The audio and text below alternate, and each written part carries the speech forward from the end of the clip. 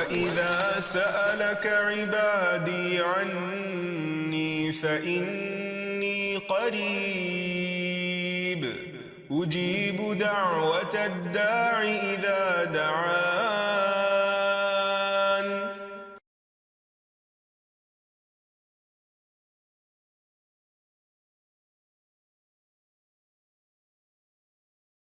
نحمده ونصلي على رسوله الكريم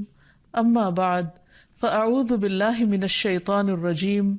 بسم الله الرحمن الرحيم رب اشرح لي صدري ويسر لي امري واحلل عقدة من لساني يفقهوا قولي. السلام علیکم ورحمۃ اللہ وبرکاتہ. ناظرین، پروگرام دعا کیجئے کے ساتھ آپ کی خدمت میں حاضر ہے. آج ہم انشاءاللہ آپ کے ساتھ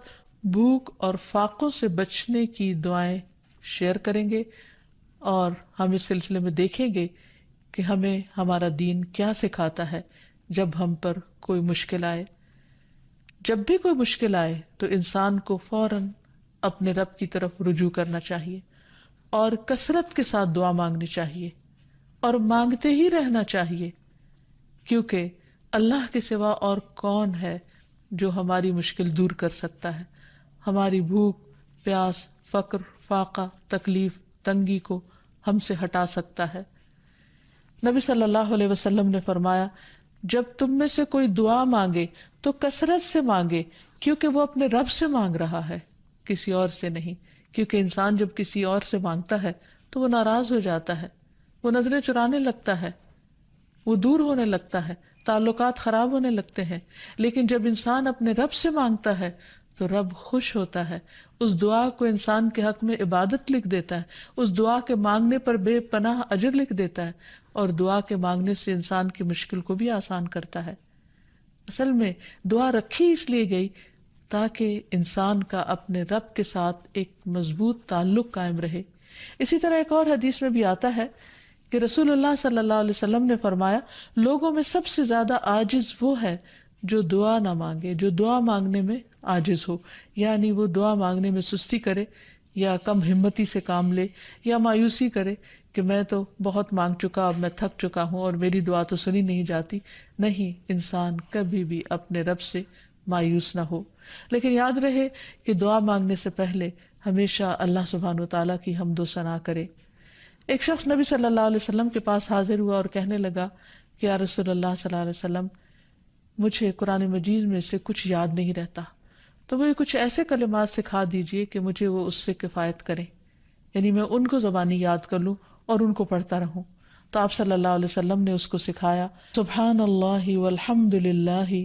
ولا الہ الا اللہ واللہ اکبر ولا حول ولا قوة الا باللہ.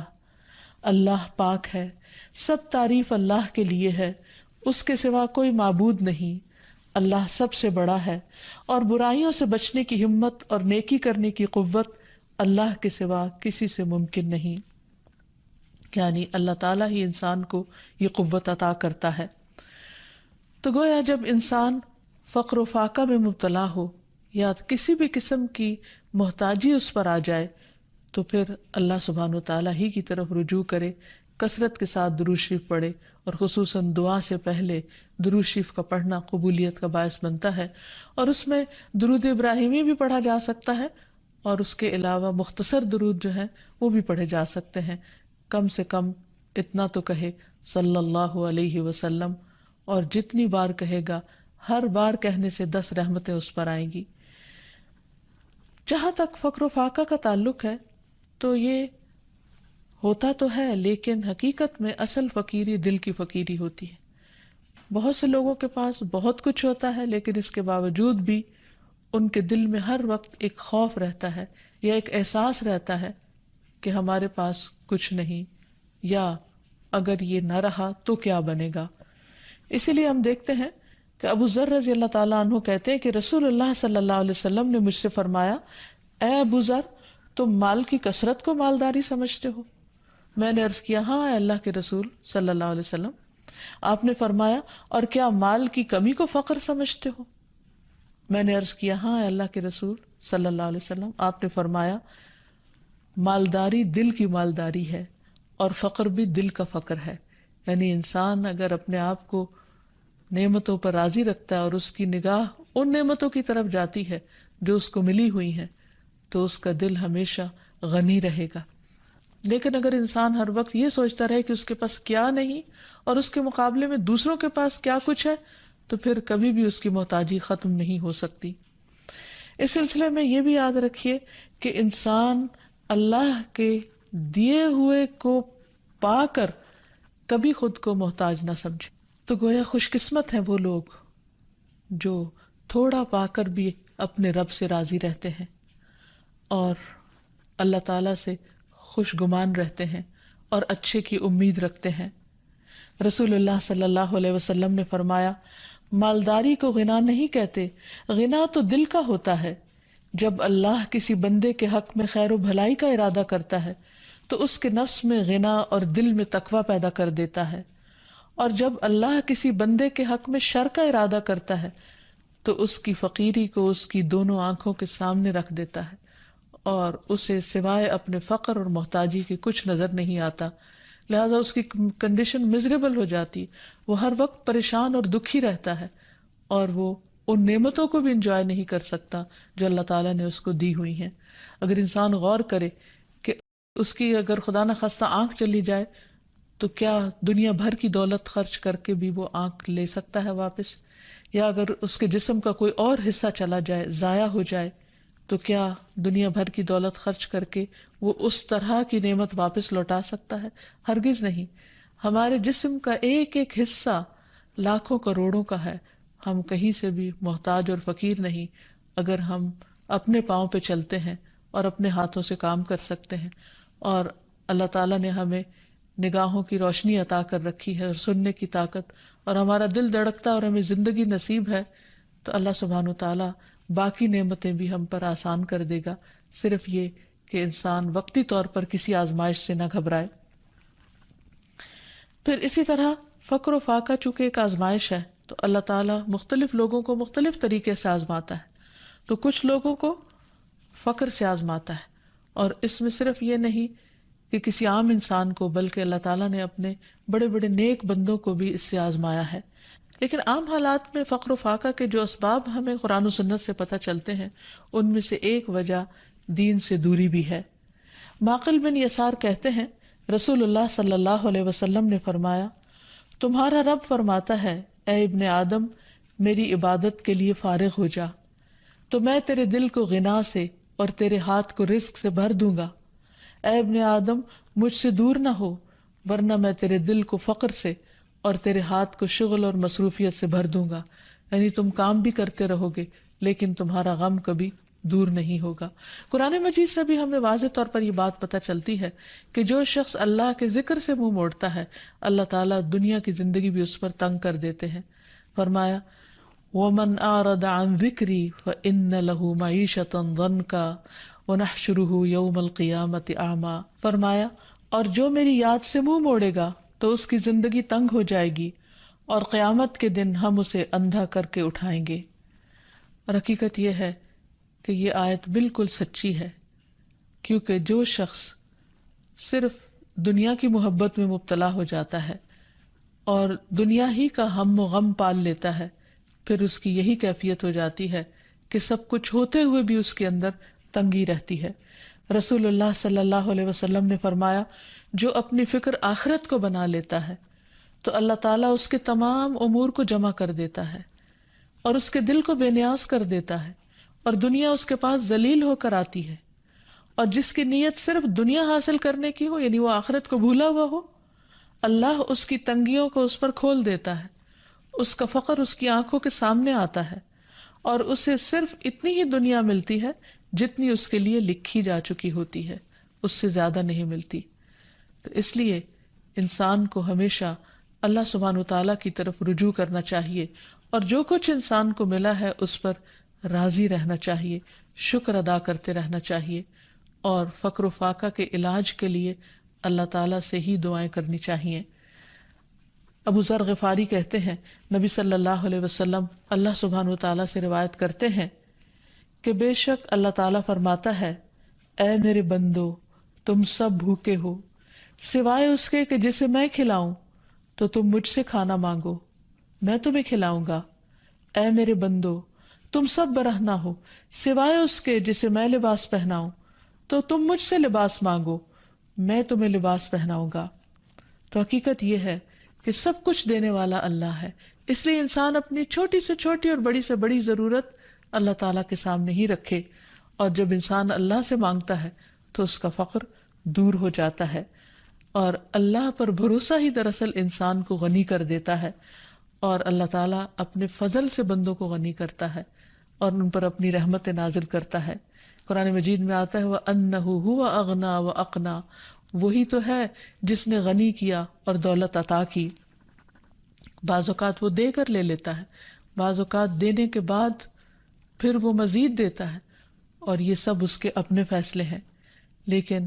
انسان کو ہر صورت میں اللہ تعالیٰ کی طرف ہی رجوع کرنا چاہیے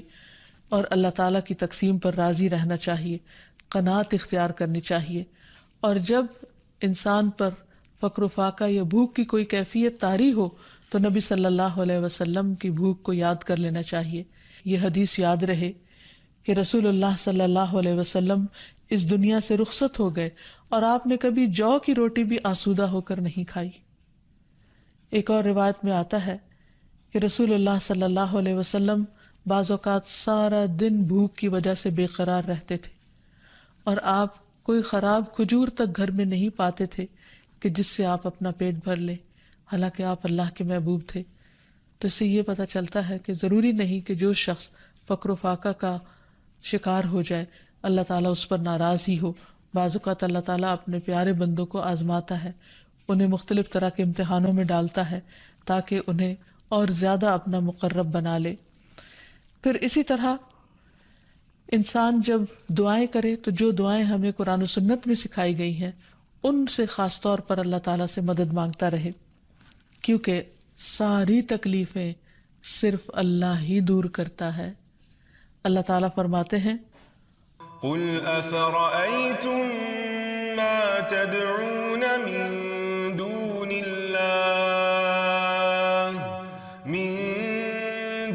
الله إن أرادني الله بضر هل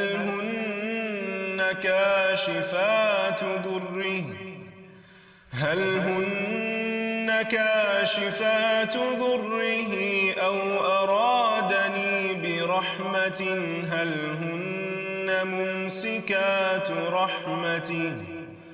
قل حسبي الله عليه يتوكل المتوكلون۔ آپ انہیں کہیے بھلا دیکھو جنہیں تم اللہ کے سوا پکارتے ہو، اگر مجھے کوئی تکلیف پہنچانا چاہے تو تمہارے معبود اس کی پہنچائی ہوئی تکلیف کو کیا دور ہٹا سکتے ہیں؟ یا اگر وہ مجھ پر رحمت کرنا چاہے تو یہ اس کی رحمت کو روک سکتے ہیں؟ ان سے کہیے مجھے اللہ کافی ہے اور بھروسہ کرنے والے اسی پر بھروسہ کرتے ہیں۔ تو گویا ہر تکلیف کے معاملے میں رجوع اللہ کی طرف ہو، اسی پر بھروسہ ہو، اسی پر توکل ہو، اسی کے آگے گریہ و آہذاری ہو اور اسی سے انسان مانگتا رہے۔ تو یہ چند ایک دعائیں ہیں جو ابھی آپ کو بتائی جائیں گی جو انسان ایسی تکلیف کے موقع پر پڑھ سکتا ہے۔ سب سے پہلے تو دل کے غنا کی دعا ہے کہ اللہ میرے دل کو غنی کر دے، یعنی جو نعمتیں میرے پاس ہیں مجھے انہیں دیکھنے والی نظر دے اور اطمینان والا دل عطا کر۔ تو دعا ہے اللہم انی اسألک الہدی والتقی والعفاف والغنی، اے اللہ میں تجھ سے ہدایت، تقوی، پاک دامنی اور غنا کا سوال کرتا ہوں۔ پھر اسی طرح خاص طور پر فقر و فاقہ سے بچنے کی دعا ہے۔ نبی صلی اللہ علیہ وسلم صبح و شام یہ دعا مانگا کرتے تھے، اللہم انی اعوذ بک من الکفر والفقر، اللہم انی اعوذ بک من عذاب القبر لا الہ الا انت، اے اللہ میں کفر اور فقر سے تیری پناہ میں آتا ہوں، اے اللہ میں عذاب قبر سے تیری پناہ میں آتا ہوں، تیرے سوا کوئی معبود نہیں، آپ یہ کلمات 3 مرتبہ صبح اور 3 مرتبہ شام کو دہرایا کرتے تھے. یعنی آپ سوچئے کہ نبی صلی اللہ علیہ وسلم جو اللہ کے محبوب تھے صبح و شام فقر و فاقہ سے بچنے کی دعا کیا کرتے تھے. اسی طرح ایک اور دعا ہے، نبی صلی اللہ علیہ وسلم دعا کرتے، اللہم انی اعوذ بک من الفقر والقلۃ والذلۃ واعوذ بک من ان اظلم او اظلم. اے اللہ، میں فقر و فاقہ، قلت اور ذلت سے تیری پناہ میں آتا ہوں، کیونکہ بعض اوقات فقر و فاقہ انسان کو ذلیل کر دیتا ہے، اور اس بات سے تیری پناہ میں آتا ہوں کہ میں کسی پر ظلم کروں یا کوئی مجھ پر ظلم کرے. اسی طرح ہم دیکھتے ہیں کہ نبی صلی اللہ علیہ وسلم اپنے بستر پر جا کر جو دعائیں رات کو سونے سے پہلے پڑھتے، ان میں بھی جو ایک دعا ہے اس میں بھی خصوصی طور پر آپ قرض اور فقر سے پناہ مانگتے ہیں. ابو ہریرہ روایت کرتے ہیں کہ رسول اللہ صلی اللہ علیہ وسلم جب بستر پر تشریف لاتے تو کہا کرتے تھے، اللہم رب السماوات والارض ورب کل شیء فالق الحب والنوى ومنزل التوراة والانجیل والقرآن اعوذ بک من شر ذی شر انت آخذ بناصیتہ انت الاول فلیس قبلک شیء وانت الآخر فلیس بعدک شیء وانت الظاہر فلیس فوقک شیء وانت الباطن فلیس دونک شیء اقض عنی الدین واغننی من الفقر. اس کا ترجمہ ہے، اے اللہ، 7 آسمانوں اور زمین کے رب اور ہر چیز کے رب، دانے اور گٹلی کو چیرنے والے، تورات اور انجیل اور قرآن نازل کرنے والے، میں تجھ سے ہر اس چیز کے شر سے پناہ مانگتا ہوں جسے تو اس کی پیشانی کے بالوں سے پکڑنے والا ہے. تو سب سے پہلے ہے، تجھ سے پہلے کچھ نہیں، تو ہی آخر ہے، تیرے بعد کچھ نہیں، تو سب سے اوپر ہے، تیرے اوپر کچھ نہیں، اور تو ہی باطن میں ہے، تجھ سے مخفی کچھ نہیں. اے اللہ، میرا قرض ادا کر دے اور مجھے فقر سے بے نیاز کر دے. تو اس میں آپ دیکھیے کہ اللہ سبحانہ و تعالیٰ کی صفات کا ذکر ہوا ہے کہ اللہ سبحانہ و تعالیٰ 7 آسمانوں اور زمینوں کا مالک ہے.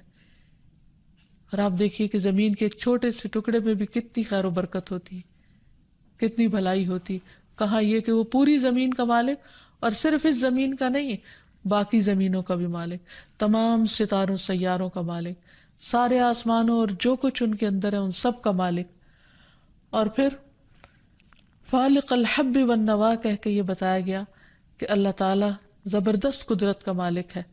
وہ زمین کے اندھیروں میں بیج اور گٹلی کو پھاڑتا ہے اور اس سے بہترین پودے نکالتا ہے جس میں انسان کے رزق کا سامان ہے. پھر زمین سے بھی کچھ رزق نکلتا ہے اور آسمان سے بھی اترتا ہے. پھر تورات، انجیل اور قرآن روحانی رزق ہیں، ان کا ذکر کیا گیا. ان تمام چیزوں کا ذکر کر کے اللہ تعالیٰ کی صفات بیان کر کے پھر ہر چیز کے شر سے پناہ مانگی گئی جس کا کنٹرول اللہ کے ہاتھ میں ہے.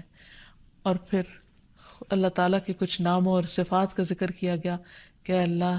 تو سب سے اول ہے اور تو ہی سب سے آخر ہے، نہ کوئی تجھ سے پہلے ہے اور نہ کوئی تجھ سے بعد، یعنی سب چیزیں تیرے ہی کنٹرول میں ہیں. تو ہی ہر ایک کا مالک ہے اور تیرے اوپر کوئی بھی نہیں ہے، اور تو ہی ظاہر ہے اور تو ہی باطن ہے، اور تجھ سے کچھ بھی چھپا ہوا نہیں. اور یہ ساری صفات ذکر کر کے آخر میں کیا فرمایا کہ تو میرا قرض ادا کر دے اور جو مجھے فقر سے بے نیاز کر دے. تو جو شخص یہ دعا مانگے گا انشاءاللہ اسے مالی مشکلات سے، پریشانی سے نجات ملے گی. پھر اسی طرح نبی صلی اللہ علیہ وسلم رات کے وقت جب بھوک کی شدت سے آپ کی آنکھ کھل جاتی اور آپ بے قرار ہوتے تو آپ یہ دعا پڑھا کرتے تھے، لا الہ الا اللہ الواحد القہار رب السماوات والارض وما بینہما العزیز الغفار. کوئی معبود برحق نہیں مگر اللہ جو اکیلا اور زبردست ہے، آسمانوں، زمین اور ان کے درمیان کی تمام چیزوں کا رب ہے، وہ غالب اور بہت بخشنے والا ہے. پھر اسی طرح انسان بھوک سے پناہ مانگے اور اللہ تعالیٰ سے خاص دعا کرے کہ انسان کو ایسی تمام اذیتوں سے نجات دے جو اس کے لیے مشکل کا باعث بنتی ہے. اللہم انی اعوذ بک من الجوع فإنہ بئس الضجیع، اے اللہ میں بھوک سے تیری پناہ مانگتا ہوں، بے شک وہ بہت بری ساتھی ہے۔ پھر ایک اور موقع پر نبی صلی اللہ علیہ وسلم ان کلمات کے ذریعے دعا کیا کرتے تھے، اللہم انی اعوذ بک من فتنۃ النار وعذاب النار ومن شر الغنی والفقر، اے اللہ میں پناہ چاہتا ہوں آگ کے فتنے اور آگ کے عذاب سے، اور مالداری اور ناداری کے شر سے، کیونکہ دونوں کے اندر اپنا اپنا شر ہے کہ انسان کے پاس بہت کچھ ہو تو بھی اس کے اندر بگاڑ آنے کا ڈر ہے، اور اگر کچھ نہ ہو تو فقر انسان کو کفر کے قریب کر دیتا ہے۔ پھر اسی طرح دیے جانے اور روکے جانے کے شر سے بچنے کی دعا سکھائی گئی۔ نبی صلی اللہ علیہ وسلم یہ دعا مانگا کرتے تھے، اللہم لا قابض لما بسطت ولا باسط لما قبضت ولا ہادی لمن اضللت ولا مضل لمن ہدیت ولا معطی لما منعت ولا مانع لما اعطیت ولا مقرب لما باعدت ولا مباعد لما قربت واعوذ بک من شر ما اعطیتنا وشر ما منعت منا، اے اللہ جو تو پھیلا دے اسے کوئی سمیٹنے والا نہیں، اور جو تو سمیٹ لے اسے پھیلانے والا کوئی نہیں، یعنی ساری طاقت تیرے ہی ہاتھ میں ہے، ساری طاقت کا مالک تو ہی ہے۔ جسے تو گمراہ کر دے اسے کوئی ہدایت دینے والا نہیں، اور جسے تو ہدایت دے اسے کوئی گمراہ کرنے والا نہیں، جس سے تو روکے اسے کوئی دینے والا نہیں، اور جسے تو دے اس کو کوئی روکنے والا نہیں، جسے تو دور کر دے اسے کوئی قریب کرنے والا نہیں، اور جسے تو قریب کر دے اسے کوئی دور کرنے والا نہیں۔ اور میں تیری پناہ مانگتا ہوں ہر اس چیز کے شر سے جو تو نے ہمیں دی، اور اس چیز کے شر سے جو تو نے ہم سے روک لی۔ تو اللہ تعالیٰ سے دعا ہے کہ وہ ہمیں دنیا اور آخرت کی تمام آزمائشوں، پریشانیوں اور مشکلات سے اپنی حفاظت میں رکھے۔ وآخر دعوانا ان الحمد للہ رب العالمین۔ السلام علیکم ورحمۃ اللہ وبرکاتہ۔ ولم أكن بدعائك رب شقيا